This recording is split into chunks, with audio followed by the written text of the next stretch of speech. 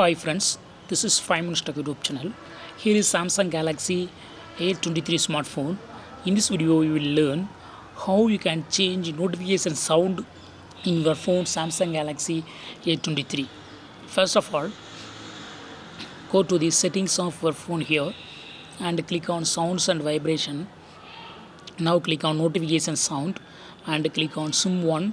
Here you can change notification sound from SIM 1. You can only choose from the system tone.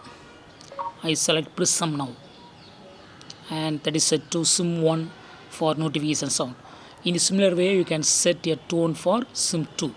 Click on SIM 2 and select any other tone to change notification sound for SIM 2.